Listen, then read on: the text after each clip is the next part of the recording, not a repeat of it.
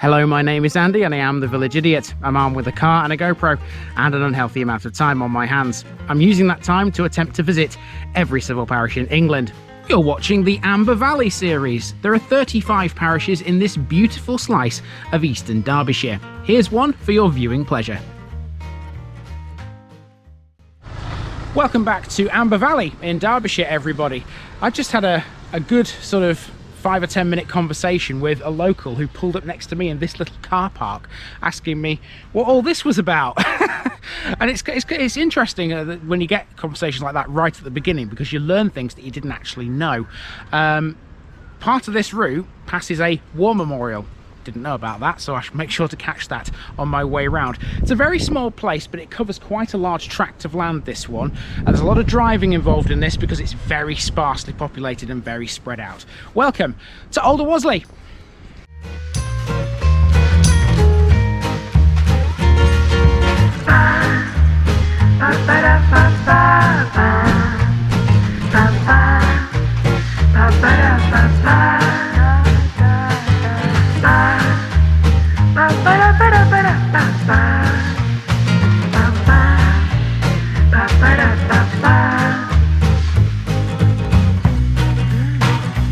This video is sponsored by Bassett Law Pro Clean, specialist floor and upholstery cleaners based in Retford, Nottinghamshire. Do you have a commercial space, own a restaurant, hotel or pub, maybe an office block? Bassett Law Pro Clean cover the entire country for commercial work. And they have a special offer. Quote the Village Idiot when you inquire and get a massive 7.5% off. Need it cleaned by the experts? Contact Bassett Law Pro Clean now. Here's my disclaimer for people who may be watching me for the first time. I say things as I would in my native accent and dialect. As a result, I may not pronounce things in the same way as the locals do. Remember, I'm a visitor. It's impossible to know everything. Leave me a comment, spin me a like and bash that subscribe button. Let's get to today's parish video. Hey up again, Derbyshire folks. Here's another one of those lovely out-of-the-way places in Amber Valley that's perhaps got more livestock than it has people. This is another one that the locals like to confuse the non-natives with as well when it comes to the local pronunciation. This, apparently to the folk who live out here, is Allerzlee. But I don't, so Alderwasley it is. You can fight me over that later, but you won't win, and here's why. The name derives from Old English, and it's actually more accurate to say it my way. It means clearing near alluvial land growing with alders. Lee meaning clearing, was or wash meaning alluvial land, and alder being a reference to the trees.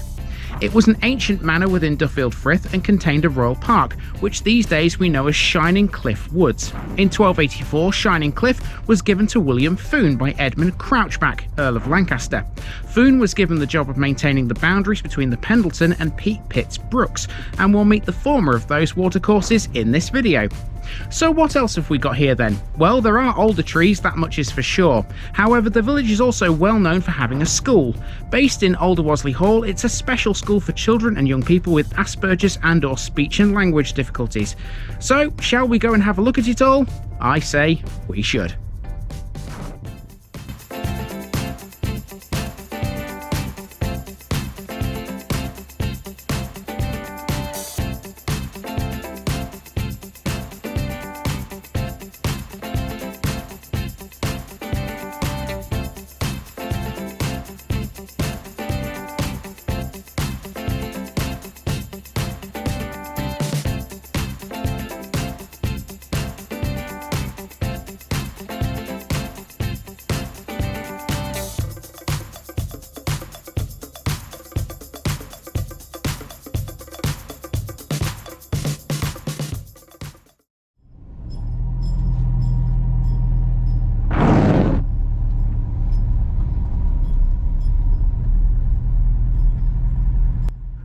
We start on the southern parish boundary at a pub called the Bear Inn. This is more of a hotel than a pub these days, if truth be told.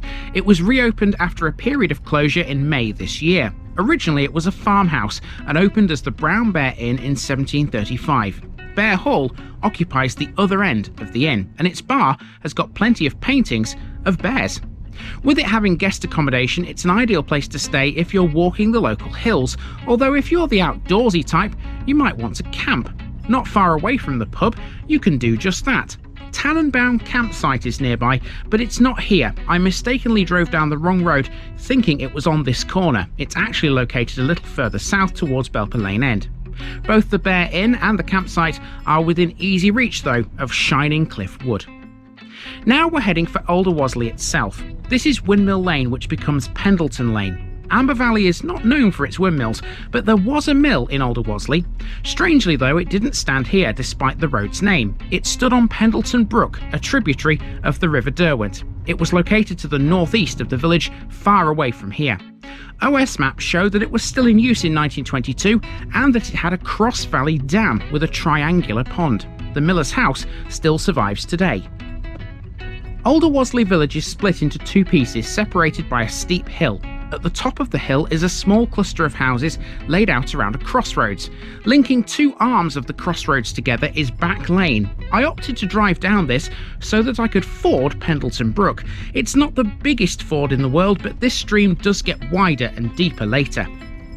Now we're off to the other end of the village, which means going down Berry Hill, which becomes Chapel Hill. Berry Hill's name suggests there was a castle or some kind of fortification in these parts. However, this seems unlikely because there are no known earthworks nearby. As for Chapel Hill, well, that's a different story entirely. You see, at the end of this road there's a cemetery which used to have a mortuary chapel. The chapel, dedicated to St Margaret, still stands, but it's now used as the village hall. It's got quite a backstory, and it's notable for being the oldest building used as a village hall in England. It dates from 1504.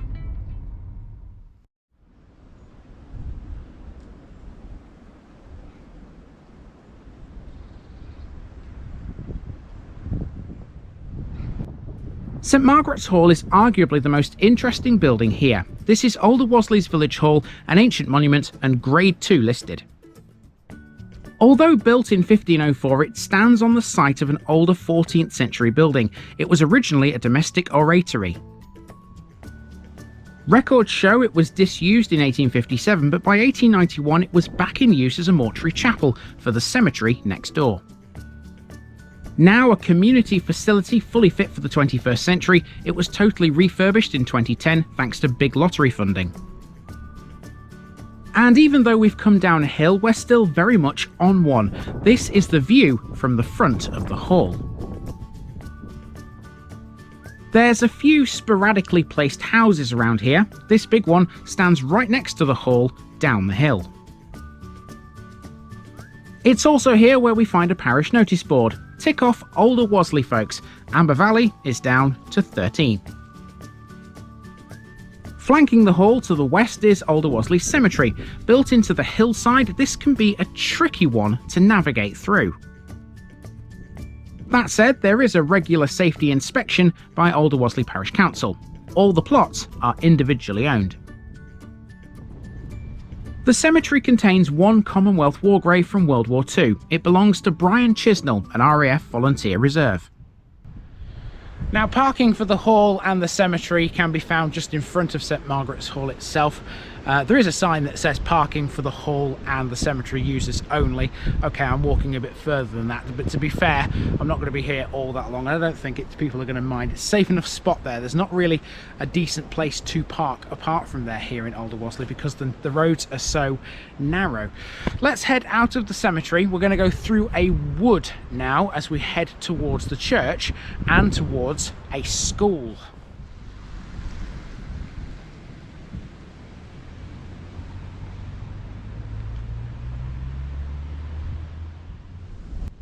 Although this route will not pass through Shining Cliff Woods, we can still see a woodland in the village itself.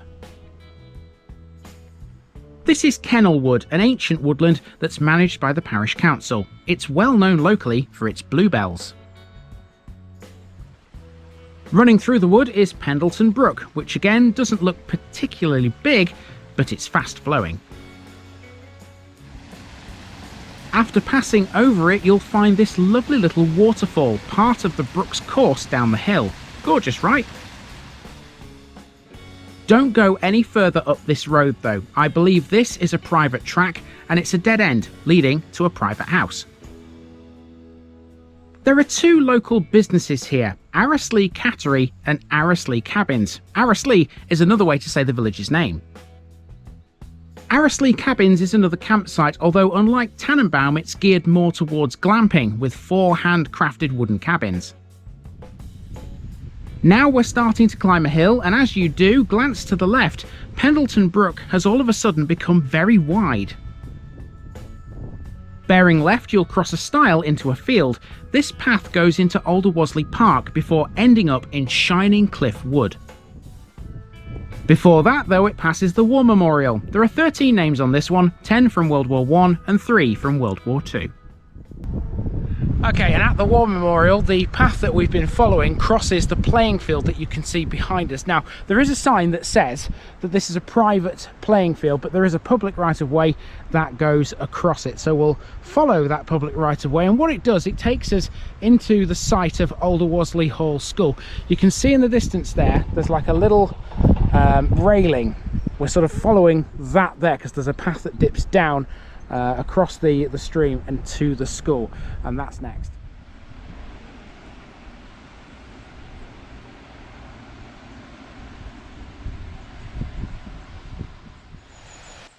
Pendleton Brook has now become a fully fledged lake. This is not a natural lake though, it's been artificially dammed.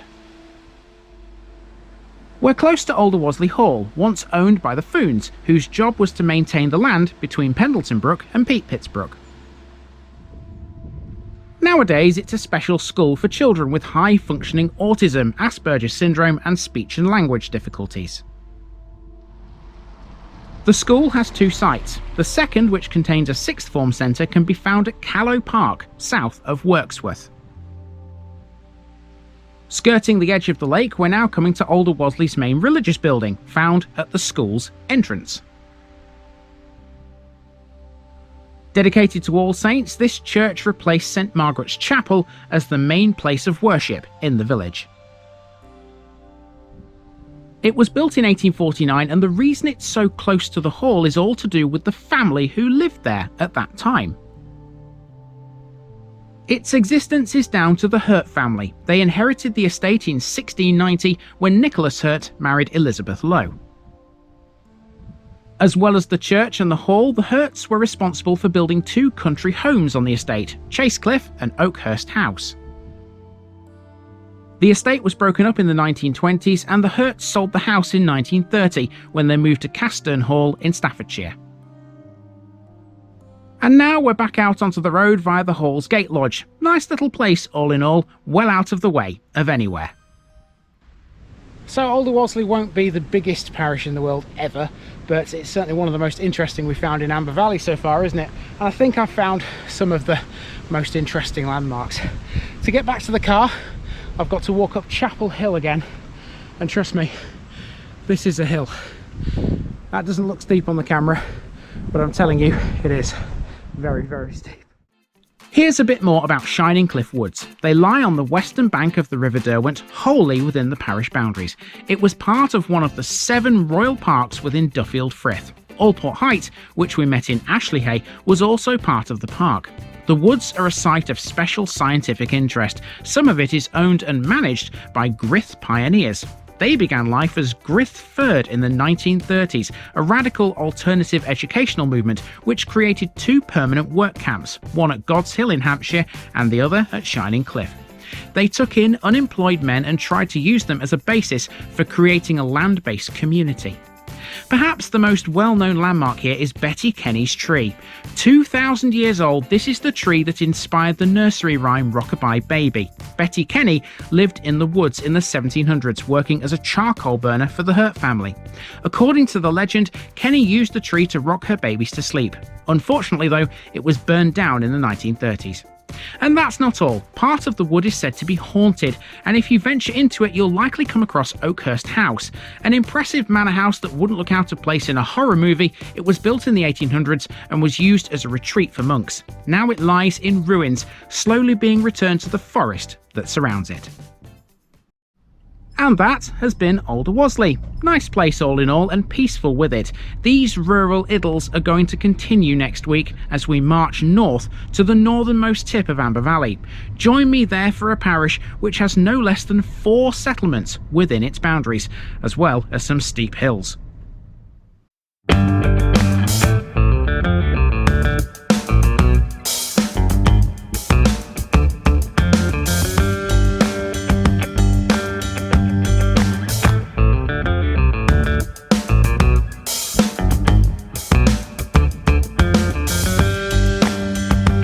Thanks for watching this video, folks.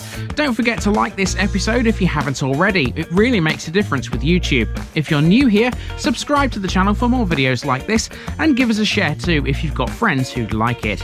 You can find all the links to my social media accounts below, as well as my Buy Me a Coffee page where you can donate to the channel. Also, if you've enjoyed this episode, have a look at some more videos in this series. Until next time, I've been Andy, also known as the Village Idiot, and I'm out.